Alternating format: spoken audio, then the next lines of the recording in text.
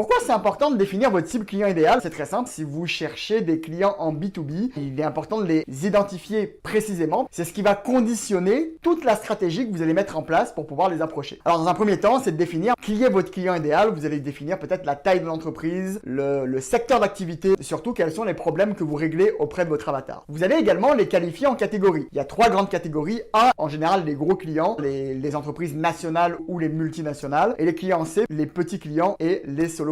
Donc je vous donne un exemple concret dans ma carrière lorsque j'ai créé ma première entreprise en 2010, qui était une entreprise de négoce de fourniture industrielle. Bien, j'avais identifié que mes clients idéaux étaient des clients qui travaillaient les métaux et des services maintenance ou des entreprises manufacturières. Qui avaient ce type de clientèle-là, qui était une clientèle qui avait besoin de mes produits et services et chez qui je réglais un problème spécifique. La particularité de la fourniture industrielle, c'est beaucoup de produits et c'est un domaine qui est très compétitif, où il y a énormément de compétition. Le défi que j'avais trouvé auprès de cette clientèle-là, elles avaient un vrai problème de service, c'est-à-dire que dans la compétition, surtout les grosses entreprises, il y avait beaucoup de turnover de personnel, le service n'était pas forcément excellent, il n'y en avait que certaines entreprises qui pouvaient se distinguer, mais il y avait vraiment un créneau à prendre à l'intérieur. Donc je me suis mis à démarcher les entreprises et puis j'ai identifié qu'il y avait par exemple des problèmes qui pouvaient être différents auprès d'un client A que d'un client C. Exemple, une grosse entreprise, bien eux par exemple, ils avaient des gros volumes d'achat, ce qui est avantageux pour une entreprise comme la mienne, c'est un client qui va me passer des grosses commandes. La particularité, c'est comme ils ont des gros volumes d'achat, ils n'ont pas de problème pour passer des grosses commandes, ils n'ont pas de problème pour respecter des minimums, sauf que le défi qu'ils avaient, c'est qu'ils devaient gérer plusieurs fournisseurs. Donc gérer plusieurs fournisseurs implique gérer plusieurs factures, ce qui implique également gérer plusieurs livraisons, ce qui peut créer des problèmes en bas lors des opérations. Je me suis positionné le fait de dire, regardez, chez moi, vous pouvez rapatrier tous vos achats chez un seul fournisseur, une seule facture,